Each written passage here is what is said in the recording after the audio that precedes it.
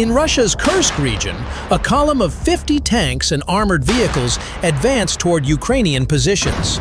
They were met with artillery fire and drones. The offensive failed, leaving the equipment destroyed. In some sectors of the front, Ukrainian forces now have a tank advantage.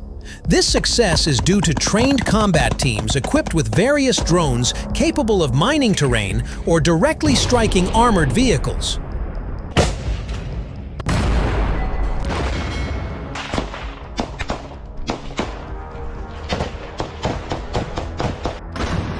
As a result, Russian tanks have become vulnerable. Many fail to even reach the front lines, forced instead to operate from the rear as makeshift, imprecise artillery. During nearly 3 years of its full-scale war against Ukraine, Russia has lost over 9,760 tanks, Ukraine's general staff reported. Independent estimates by Oryx are lower, but still staggering 3,690 tanks.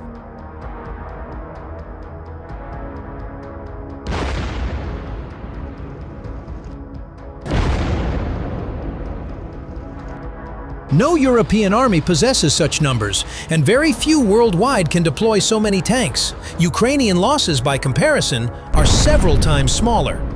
Facing these losses, Russia has resorted to refurbishing old stockpiles, even deploying antiquated T-55 tanks first introduced in 1958 and sometimes even older models.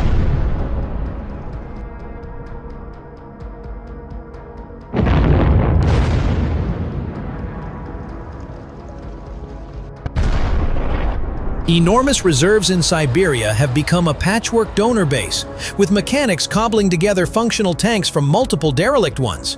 Combined with intensive production efforts, Russia has managed to deliver up to 100 tanks per month to the front lines. However, even this pace fails to provide a decisive advantage.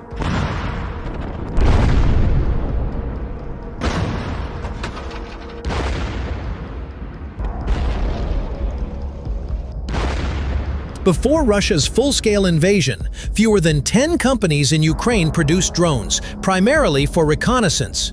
The war changed everything. Ukrainian forces urgently needed mass-produced tools to counter a numerically superior enemy.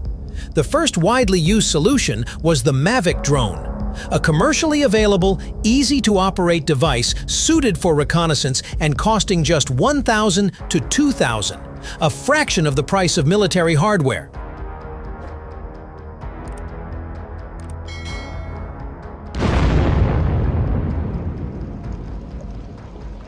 Ukrainian soldiers quickly learned to weaponize these drones by equipping them to drop munitions.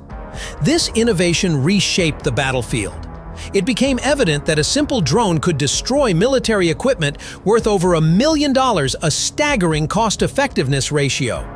The introduction of FPV first-person view drones made them even more lethal.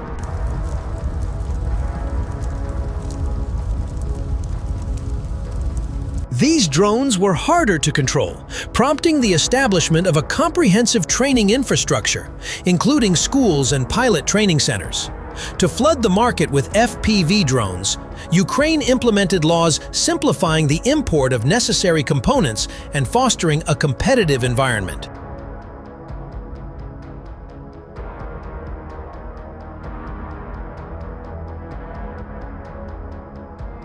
Over 2 years, amateur-built FPV drones evolved into a billion-dollar industry, encompassing hundreds of companies ranging from small garage workshops to large-scale manufacturers capable of producing tens of thousands of units monthly. In 2024, Ukraine produced 1.4 million drones of various types, FPV, reconnaissance, strike drones, and others.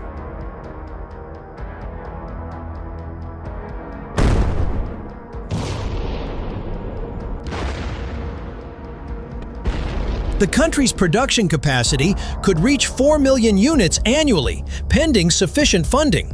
To streamline operations, Ukraine became the first nation to establish the Unmanned Systems Forces, a new branch of the military encompassing aerial, maritime, and robotic drones.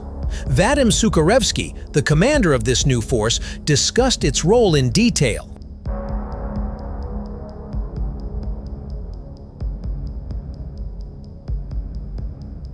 Drones have enabled Ukraine to neutralize Russia's advantage in armored vehicles, particularly tanks. With a $500 to $700 drone, a Ukrainian soldier can destroy a $2.5 million tank and hold their position. Even if 3 to 5 drones are needed, the cost remains favorable, especially given Ukraine's limited hardware.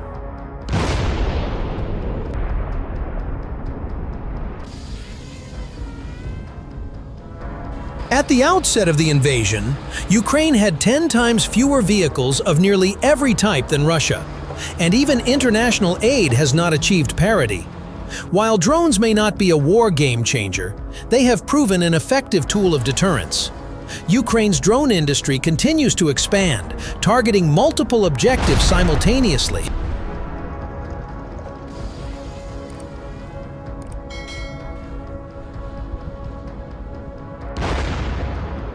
For instance, Ukrainian engineers have developed drones capable of shooting down Russian reconnaissance UAVs, depriving Russian forces of eyes on the battlefield and hindering their ability to gather real-time intelligence.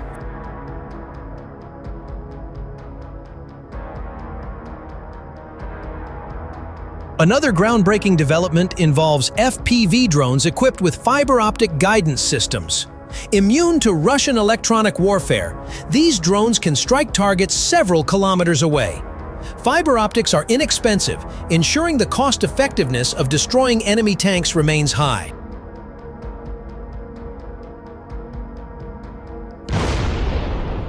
Efforts are also underway to enhance the efficiency of fire support units using drones. A new system rewards soldiers with points for destroying Russian soldiers or equipment. These points can be redeemed for additional drones. This initiative aims to increase the effectiveness of Ukraine's strike units while minimizing the use of manpower on the battlefield.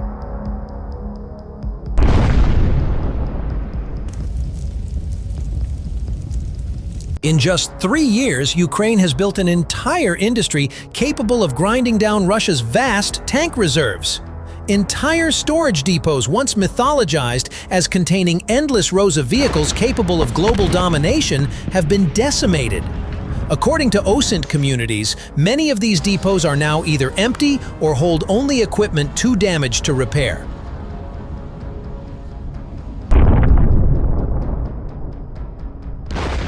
Thousands of tanks, once the Kremlin's symbol of military might, have been destroyed by 500 FPV drones. And Ukrainian military recorded Russian equipment in the Vovchansk area, but Russians keep their tanks far away from the front line, said a serviceman with call sign Semper, the head deputy of the fire support unit of the Heart Brigade during the national telethon.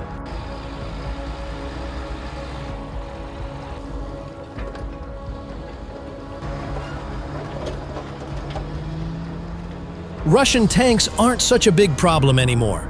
They can't reach our positions because of our FPV drone attacks, said Semper. In the Vovchansk direction, Russians are trying to put pressure on Ukraine's defenses and rear areas every day.